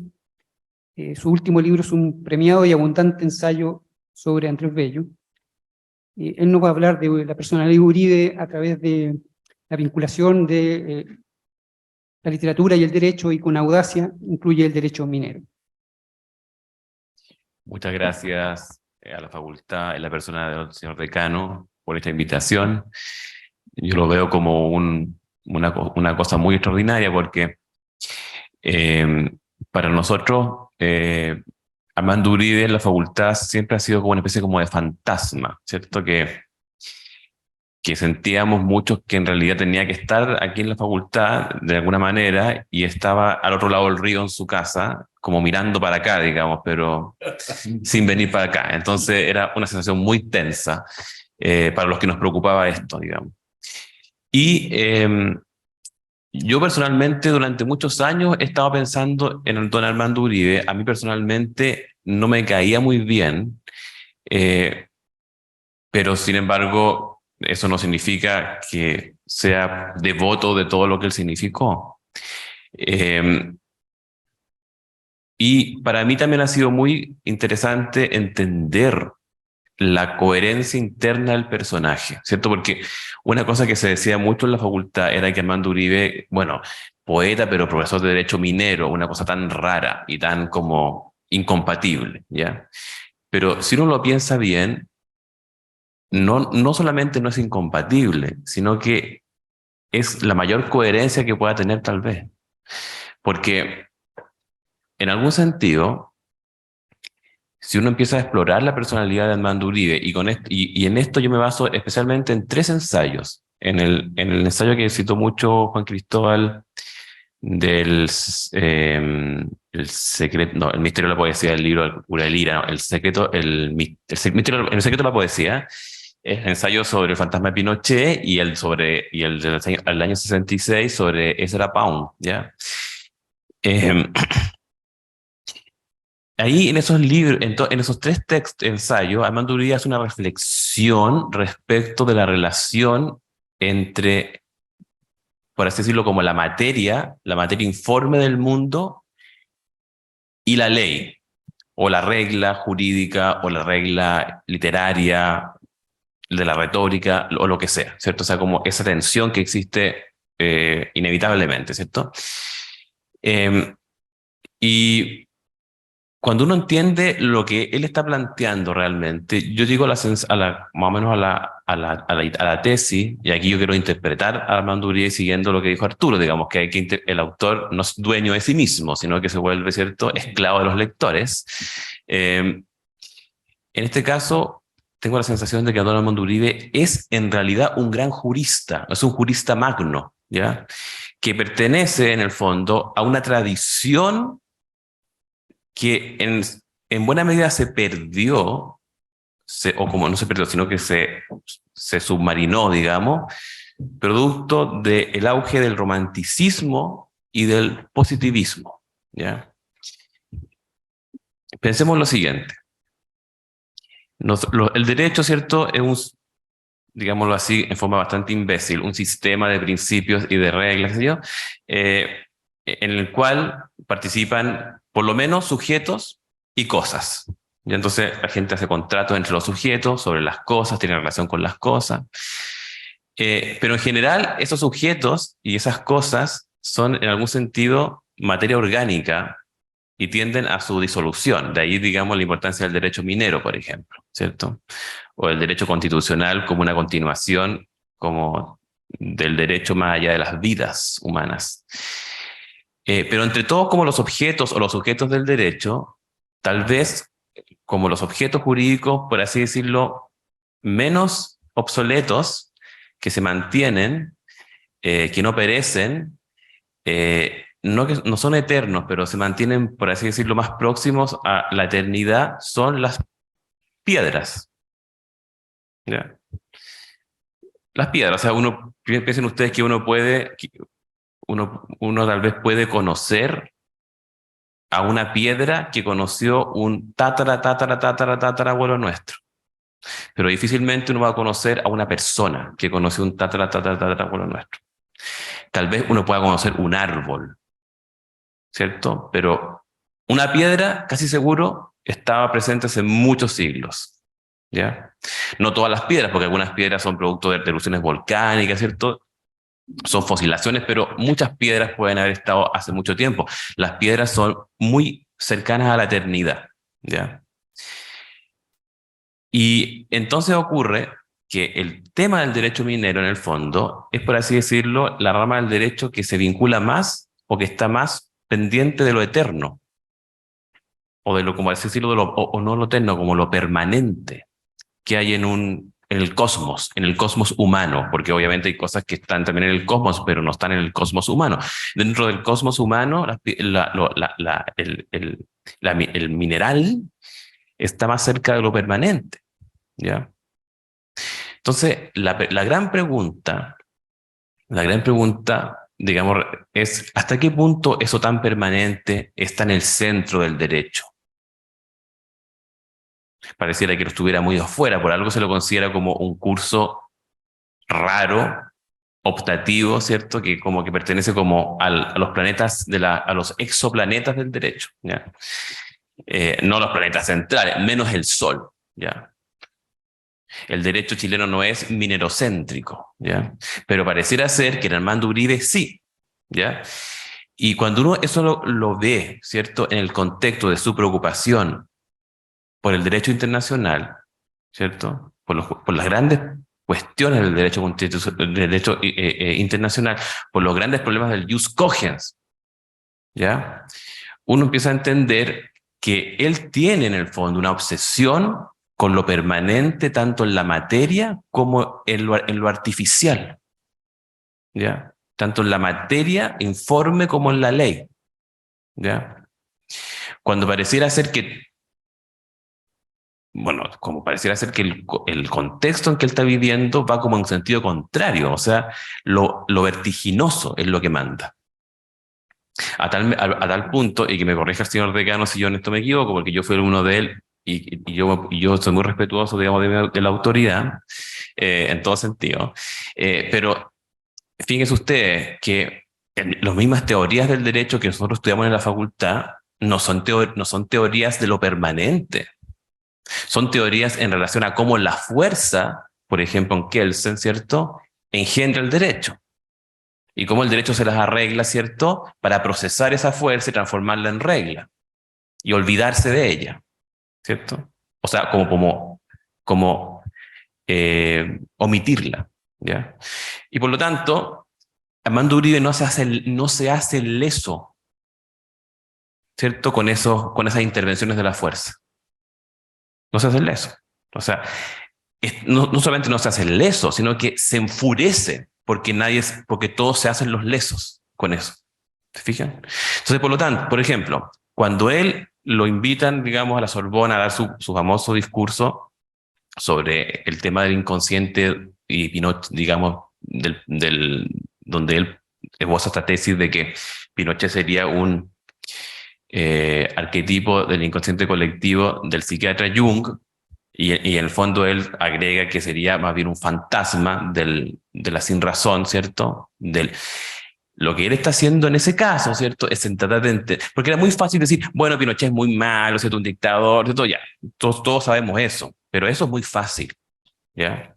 Había que, como dice él, entender también qué es lo que había en la materia chilena, en la materia permanente chilena, que engendraba ese monstruo. Eso es lo que hay que entender. Eso es lo que hay que ser capaz, ¿cierto?, de procesar. Porque todos los otros discursos son discursos burdos, nomás, no sirven de nada, eso es pura publicidad. Había que ser capaz de pensar esto. Entonces, él hace ese análisis. Entonces, llega a la conclusión de que en el fondo hay una relación entre el dictador y el país, como la relación que hay entre el poeta y el país, ¿cierto? Son como grandes medium, ¿ya?, de lo que está ocurriendo en el país, ¿ya?, en la materia, ¿ya? Y claro, pareciera ser bueno, esto también es muy interesante porque por el hecho divertido de que el mismo Uribe, en su obsesión genealógica, sabe que él es descendiente de varios gobernadores de Chile, del imperio, cuando estaba el imperio, y que Pinochet también es descendiente de uno de esos gobernadores, que es Aguirre. Por lo tanto, Armando Uribe y Pinochet eran primos, en algún grado lejano, digamos, pero primos al fin, ¿ya? Entonces, ¿por qué este primo hace esto y este primo hace esto otro? ¿Ya? O sea, los dos están haciendo algo fundamental, el uno es el bueno y el otro es el malo, ciertamente, ¿ya? Pero fíjese usted lo siguiente, que siempre se dice que, o sea, por lo menos la gente que cuando estudiamos Derecho y Literatura, hay una frase muy cliché, ¿cierto? Que dice que los poetas son los grandes legisladores del pasado, ¿cierto? Y es un poco verdad, ¿cierto? Porque Solón fue poeta y legislador, el mismo Andrés Bello en nuestro caso, ¿cierto? Gran poeta y legislador, pero también puede ocurrir que el poeta también sea el dictador, no solo el legislador. Perfectamente. O sea, Nerón era también un poeta. Boric también es poeta, no es dictador, digamos, pero se entiende el punto, ¿ya? O sea, hay matices entre esto. O sea, no es el poeta y el dictador, no son cosas completamente antónimos, ¿cierto? Sino que hay ahí un grado de progresión, hay una naturaleza que puede llegar a ser común, ¿ya? Pero ¿cuál es la gran diferencia? Porque el mismo Uribe, en el libro, en la conferencia que da en París, gracias a la cual lo invitan o sea, le insisten quienes escucharon esta conferencia que escribiera el otro ensayo sobre el secreto de la poesía. Él ahí dice lo siguiente, dice una cosa que para nosotros en el mundo del derecho es muy importante. Él dice, ¿cuál es la gran diferencia que tienen las palabras en el mundo jurídico y en el lenguaje en el mundo jurídico y en el mundo de la poesía? ¿Ya? Y dice, bueno, la poesía tiene palabras, o ocupa palabras, o trabaja con palabras que tienen una fuerza que es propia, que por así decirlo, pertenecen a un misterio que arranca desde dentro de ellas.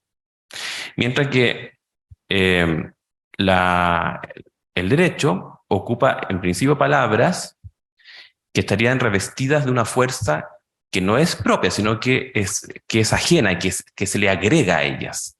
Entonces, por eso que una ley, ¿cuál es la diferencia entre una ley que está derogada y una ley que no está derogada? ¿Cierto? Que hay gente dispuesta a aplicarla, ¿ya? O sea, hay un acuerdo de que eso debe ser aplicado, ¿ya? Pero fíjese usted que cuando uno lo piensa todavía más, y esto también es la línea también de Uribe, algo tiene el derecho cuyas palabras de repente es insuficiente que simplemente alguien les entregue fuerza. Hace falta un elemento adicional, ¿ya? De la misma manera, en la poesía pareciera ser que no basta con que su fuerza emerja del interior de las palabras, sino que podría haber algo externo que la engendra. Fíjense, en el caso del derecho, las palabras, ¿cierto? Cuando hay algo dentro de ellas que las ayuda digamos, a existir como derecho, podría ser aquello, ¿cierto, Arturo, que se llama la legitimidad, que es un misterio, ¿cierto? O sea, ¿por qué esta norma es más legítima que esta otra? ¿Por qué la Constitución que llamamos del 80 o 2005, como quieran llamarla, ¿cierto? Es más legítima, digamos, que la que podríamos, o menos legítima que la que podríamos eventualmente hacer, ¿ya? ¿Se entiende? Ese es un misterio del derecho, el misterio de la legitimidad. De la misma manera, en el mundo de la poesía, y ahí sigo lo que estaba recién hablando, yo incluso selecciono la misma cita, Juan Cristóbal, las reglas de la retórica, las reglas de la ortología, por ejemplo, de la estilística, lo que hacen son los forceps de la poesía. Y la hacen, por así decirlo, la hacen emerger, pero desde afuera, de ella misma. ¿Cierto? Entonces, ¿a qué voy con esto? Que la gran diferencia que puede haber entre el derecho y la poesía es una diferencia que eventualmente puede ser relativa. O sea, según el mismo Uribe, ¿ya? Entonces, la gran pregunta empieza a ser la siguiente, ¿cierto?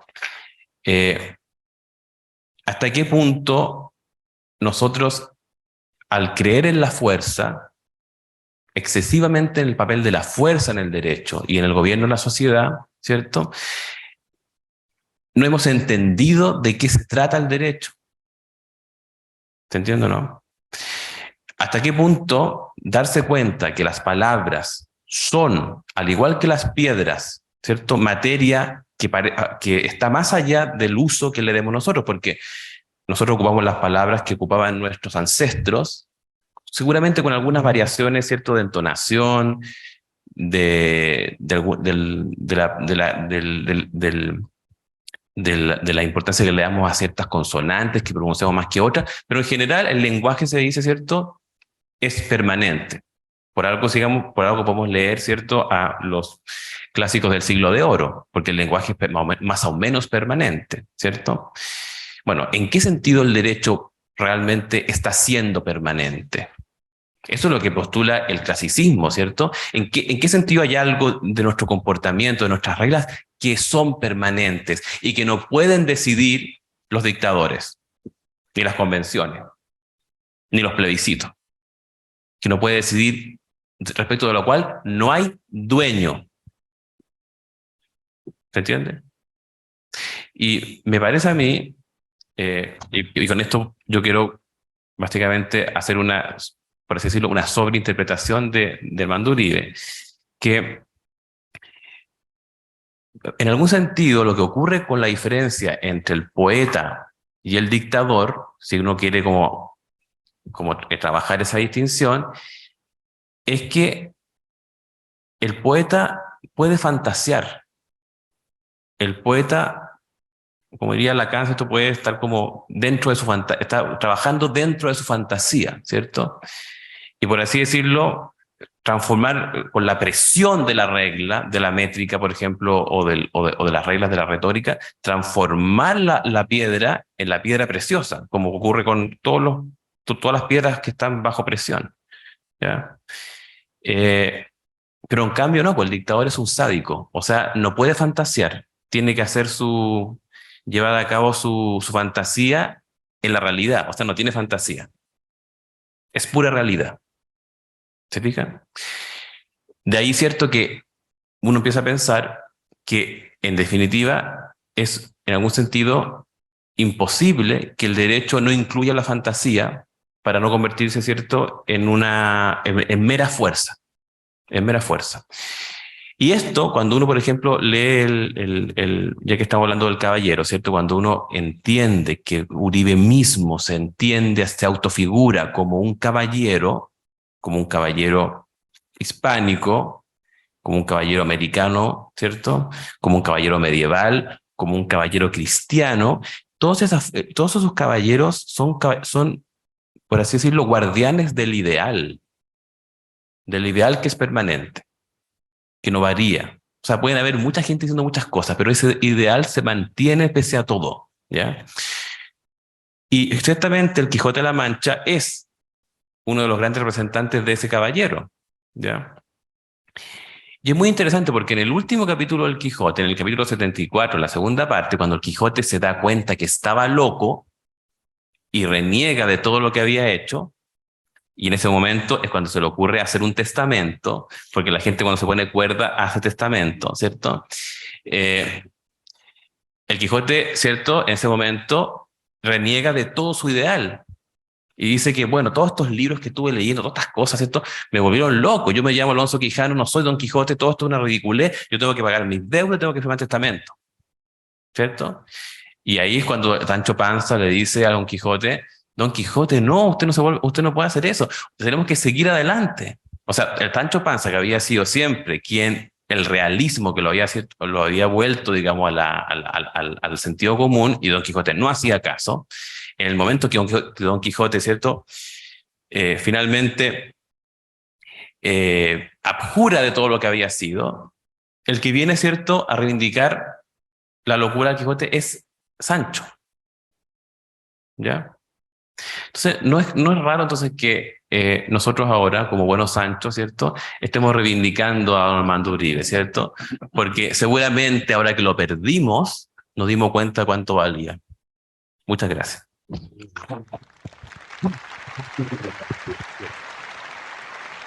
Muchas gracias a Joaquín. Queda abierto la posibilidad de preguntas para ustedes. Muchas gracias por la posibilidad de la pregunta, también por el desagravio al que estamos asistiendo hoy día, me parece muy importante. Solo con el ánimo de echar un poco de polémica a esto, diría que en ese entonces rector de la Universidad de Chile reaccionó de una manera bastante poco elegante al fallecimiento de Armando Uribe, diciendo que no podíamos hacer otra cosa que lamentarlo. Cuestión que a mí me pareció ofensiva, puesto que por más desconocimiento que se tenga, claramente podemos hacer mucho más que lamentarlo. Habiendo dicho eso, simplemente me gustaría preguntarle a cualquiera de los panelistas, ya que se habló en algún momento de una confesión propia de Uribe, de tener proyectos políticos no públicos, digamos. Si ustedes ven en el sustrato de ciencia política de Armando Uribe, no nos olvidemos que Uribe fue profesor de ciencia política en la Sorbona. Si ustedes ven que el pensamiento de Uribe puede encontrarse con el estado actual de la situación chilena en algún momento, porque todo parece indicar de que estamos huérfanos. Y me gustaría, ya que todos ustedes han reflexionado y han hecho exposiciones bastante bellas respecto de lo que fue Armando, si alguien tiene alguna idea de cómo podría darse eso. Es una gran pregunta. Yo no creo que Armando Uribe haya dicho que él, las palabras las leyó Arturo, tengo una carrera política oculta, ¿cómo decía? Ambición política oculta. Él tuvo participación política y lo tuvo en su carácter a la vuelta de la democracia como un intelectual que participa en la esfera pública, aunque estaba recluido en periodos importantes de su vida en el departamento, en su casa.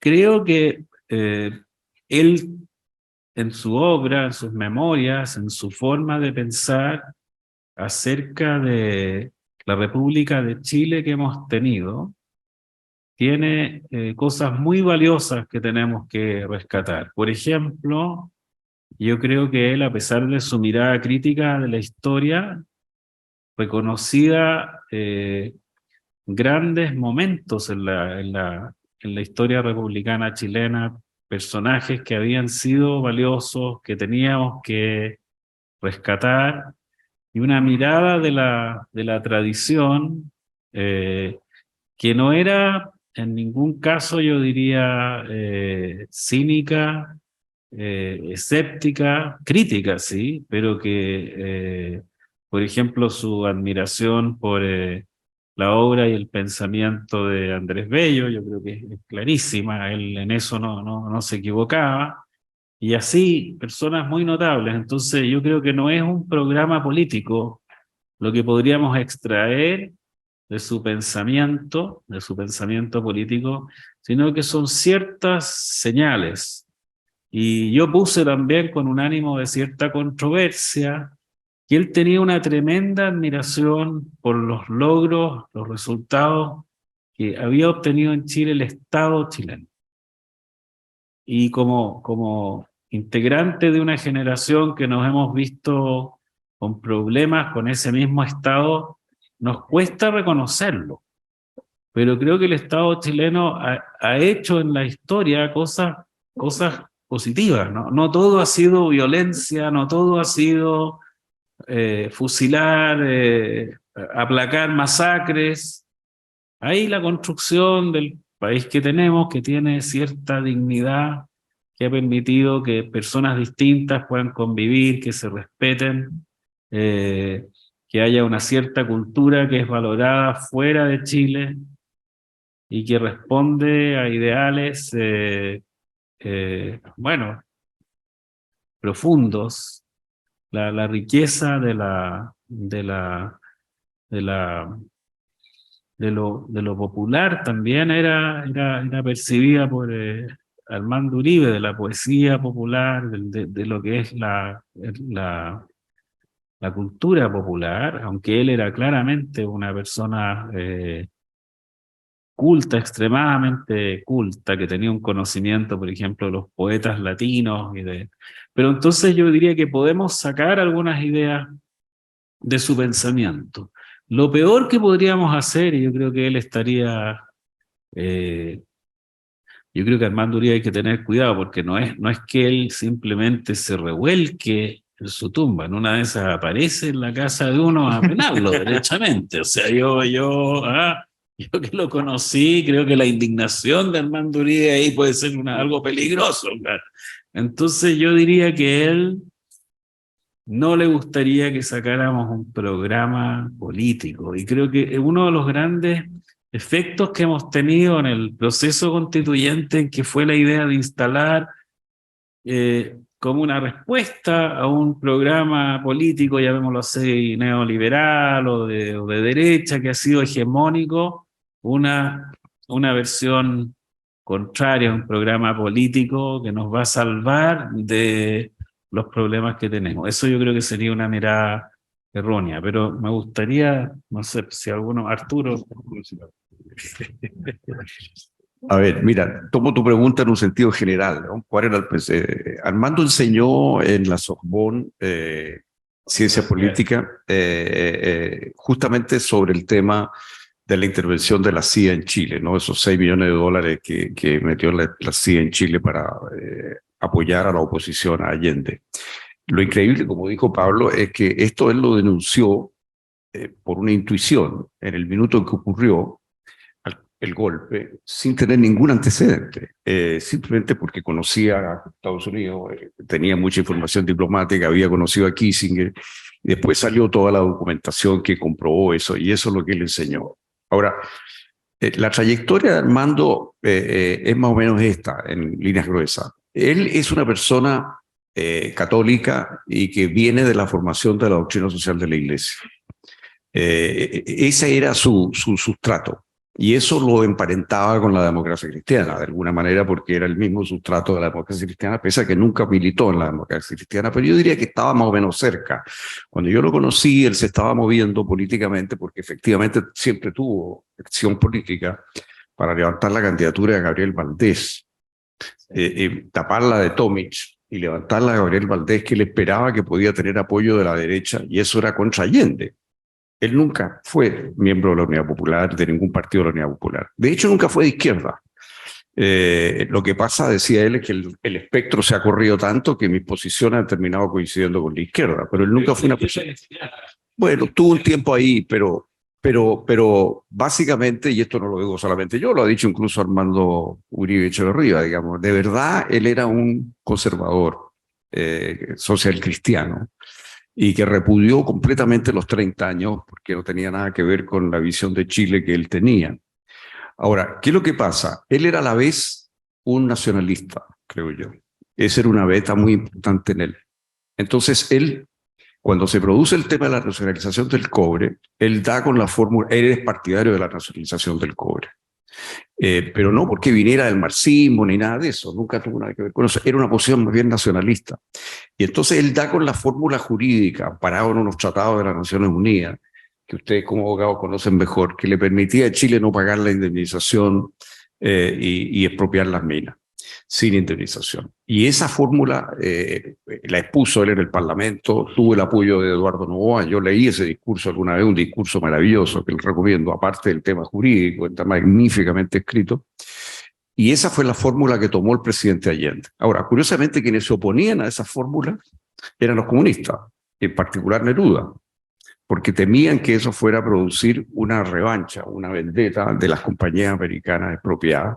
Bueno, y de hecho se produjo un bloqueo a los puertos chilenos que duró muchos meses y que fue uno de los castigos fuertes que tuvo el gobierno de Chile, la economía chilena en esos años. Bueno, entonces Allende lo premia, por así decir, el año 71 nombrándolo embajador en Pekín.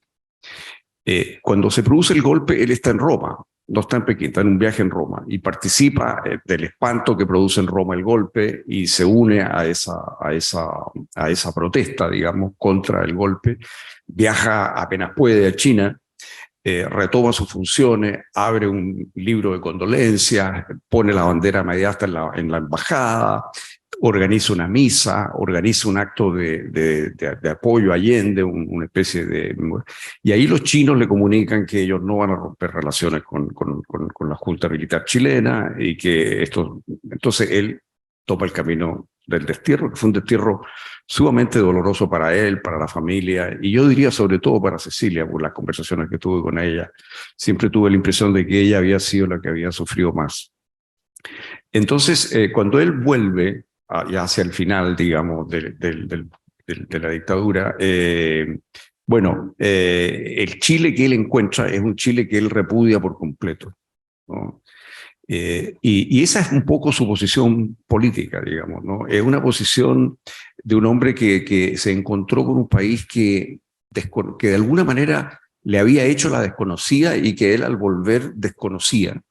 Él siempre tuvo una postura, pese a que se había educado en el St. George, un colegio de curas americano y que tenía un inglés fantástico y qué sé yo, y que le debía mucho a la poesía americana. Escribió sobre Wallace Stevens, sobre Pound, un ensayo magnífico llamado Una magnífica traducción que tú citaste, pero conocía muy bien a T.S. Eliot, conocía, en fin, y siempre hablábamos, por ejemplo, a propósito de las rimas y de la métrica, que a ti te interesa mucho, Juan Cristóbal, de esa frase de Frost, ¿no? El poeta americano, ¿no? Hacer poesía sin rima es como jugar tenis sin red, ¿no? Era una cosa que a él le interesa.